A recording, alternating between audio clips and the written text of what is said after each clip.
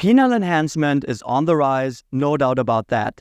In the US alone, 3.4 million soft tissue filler procedures were performed in 2020. Since then, the demand has continued to increase. Welcome to one of the important videos on UroChannel. It is about ignorant doctors and indifferent medical societies, but also about patients who never should get penile enhancement.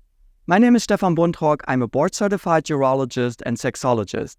I know this is not going to be one of my popular videos, but I feel I have to upload this to live up to my reputation as a reputable doctor. In my videos, I try to simplify complicated facts, also knowing that you, the audience, like simple answers. From a professional perspective, however, well, is it reputable to talk about penile enlargement without losing one's face in the medical community? Here's the thing. We as doctors just have to accept that men want penile enhancement. The data we have tell us that 45% of all men are not satisfied with the size of their penis.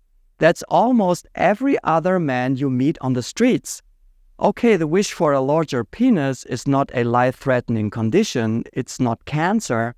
Somehow, it doesn't feel medical. I mean, real medical. You know, sirens, knives, medications, sleepless nights, the whole heroic shebang. So, what do? We choose to ignore it. How many of the 45% will show up in our offices and hospitals with the wish to enlarge their penis? I don't know. If we look at breast augmentation in women, it is estimated that roughly 5% of all adult women in the US have breast implants. The demand has increased by 44% between 2020 to 2021.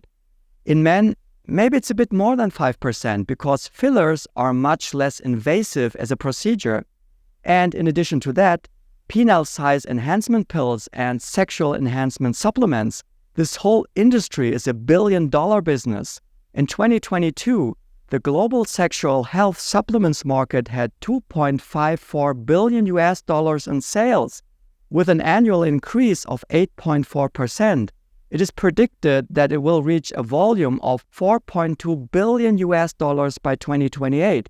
I think this is a problem, because large-scale, uncontrolled penile enhancement will pose a substantial burden on our healthcare systems in terms of complications. Procedures on the penis are not always carried out by professionals, and they are not easy either, although it may appear this way. Some of you may remember my Vaseline video. So actually, urology can't afford to ignore the obvious demand, because if we don't care, somebody else will. And that somebody is maybe not the best choice for our patients. I'm saying this because whenever I read articles in peer-reviewed journals, guidelines, statements of urological societies, there is always the same conclusion. The evidence is weak.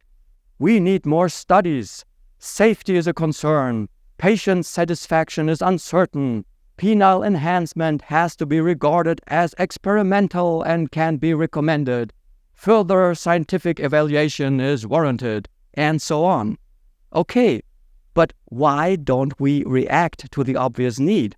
My guess is that we will continue to write these phrases for another 30 years and still not take action. I think this is a classic example of we know what is best for you. Most likely, this is not the best attitude to gaining patients' trust in the medical profession. However, penile enhancement is serious business and not a walk in the park. As I have pointed out, possibilities are rather limited, and many men have far too high expectations for what is possible and what is not. Body dysmorphic disorder is a real concern when it comes to men who want to enlarge their penis.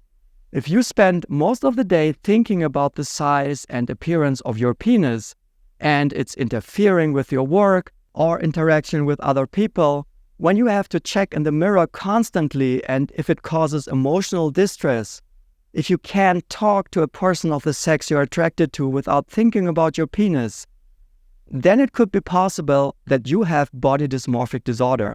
It is estimated that 1.7 to 2.9% of the population are affected.